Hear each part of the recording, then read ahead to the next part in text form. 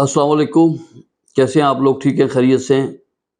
कानून से आगाही हर शहरी का बुनियादी हक है। आज मेरे पास इत्तफ़ाक़ ऐसा हुआ कि 2 दफ़ा 2 लोग ऐसे आए जिन्होंने एक ही मौजू के ऊपर मुझसे बात की।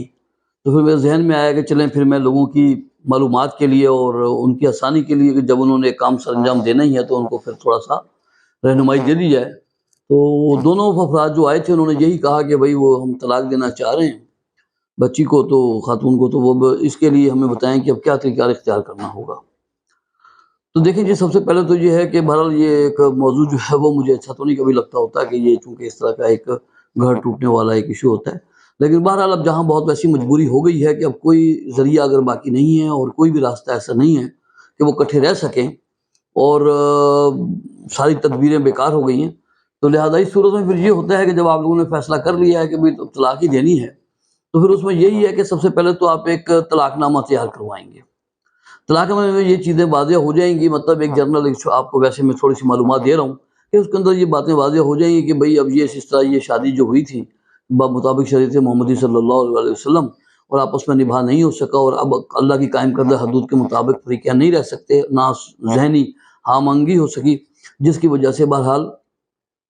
मैं अपनी बीवी फ़लाँ को जो है ना मैं तलाक देता हूँ। और साथ में उसमें आ जाएगा कि अगर हक़ महर आप अदा कर चुके हैं तो उसमें ज़िक्र कर दें कि जी हमने हक़ महर भी अदा कर दिया है। और अगर छोटी-मोटी बात ऐसी कोई आ भी जाए कि 4 बच्चे हैं जो कि बच्चे उसके पास हैं, या जो भी कोई छोटी-सी सूरत और आप लिखना चाहें उसके अंदर, और फिर उसके अंदर एक मतन है कि भई ठीक है और आज के बाद से मैंने उसको तलाक दे दी है, वो फिर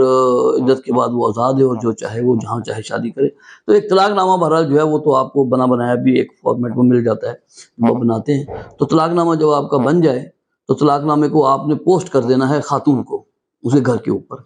और एक कापी अपने पास रख लें और एक कापी उसको भेज दें। जो उसकी रसीद होगी पोस्ट करने की वो आप अपने पास रखें,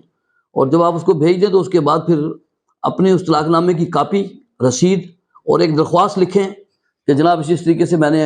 अपनी बीवी को तलाक दे दी है, तलाकनामा मैंने उनको भेज दिया है, तो ये पोस्ट भी कर दिया मैंने उनको और ये उसकी रसीद साथ इसके अटैच है मेरी दरख्वास्त के, तो मुझे तलाक का सर्टिफिकेट जारी किया जाए। तो तलाक का सर्टिफिकेट जारी करवाने के लिए आप एक दरख्वास्त जो है उसके साथ तलाकनामा की कापी लगा के आप अपनी यूनियन उस खातून की जहाँ पर वो रहती है यूनियन कौंसिल के अंदर आप ये दरख्वास्त देंगे। उसके बाद यूनियन कौंसिल जो है वो उनको नोटिस भेजेगी खातून को। तो अगर तो खातून आ जाती है तो वो मुसालियत की कोशिश करेंगे,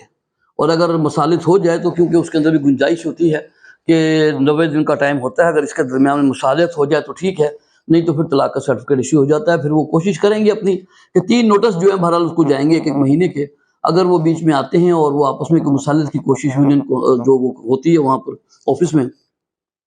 मुसालती कौंसिल में, तो मुमकिन है कि फिर वो आपस में राज़ीनामा भी करवा देते हैं। दूसरी सूरत ये भी होती है कि बाद दफ़ा ये होता है कि नोटिस जाता है वो खातून नहीं आती, जब फिर नोटिस जाता है नहीं आती, फिर जाता है नहीं आती खातून, तो वो एक अखबार इश्तिहार हो जाता है जिसके अंदर यही मतन होता है कि जनाब आप इस डेट पे फलां पहुँच जाए, नहीं तो आपके खिलाफ एक तरफ़ा कार्रवाई कर दी जाएगी। तो इस तरह का एक अमल बीच में आता है और उसके बाद जो है वो 90 दिनों के बाद तलाक का सर्टिफिकेट जो है वो जारी आपको कर देते हैं। दोनों फ़रीक़ैन को एक-एक कापी उसकी दे देते हैं। तो यही इसका एक छोटा-सा एक तरीक़ेकार है, जो मैंने सोचा कि चले आपकी मालूमात में इज़ाफ़ा कर दूँ, अगर ऐसी मजबूरी हो ही जाए तो आप यही तरीक़ा इख्तियार करेंगे और तलाक सर्टिफिकेट आप